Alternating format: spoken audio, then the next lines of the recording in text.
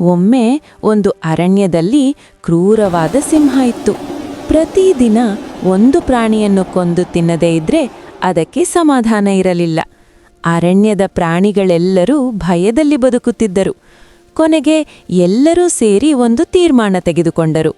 ಪ್ರತಿದಿನ ಒಬ್ಬ ಪ್ರಾಣಿ ಸ್ವಯಂವಾಗಿ ಸಿಂಹದ ಬಳಿ ಹೋಗಬೇಕು ಎಂದು.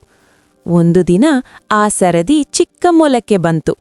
ಮೊಲ ನಿಧಾನವಾಗಿ ತಡವಾಗಿ ಸಿಂಹದ ಬಳಿ ಹೋದಿತು. ಸಿಂಹ ಗರ್ಜಿಸಿತು, ಏಯ್, ಇಷ್ಟು ತಡ ಯಾಕೆ?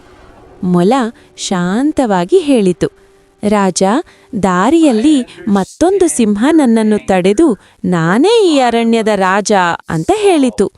ಸಿಂಹಕ್ಕೆ ಭಾರೀ ಕೋಪ. ಎಲ್ಲಿ ಅವನು ಅಂತ ಕೇಳಿತು. ಮೊಲ ಸಿಂಹವನ್ನು ಒಂದು ಬಾವಿಯ ಬಳಿ ಕರೆದೊಯ್ದಿತು. ಅವನು ಇಲ್ಲೇ ಇದ್ದಾನೆ ನೋಡಿ ಅಂತ ಹೇಳಿತು. ಸಿಂಹ ಬಾವಿಗೆ ನೋಡಿತು. ಅಲ್ಲಿ ತನ್ನದೇ ಪ್ರತಿಬಿಂಬ.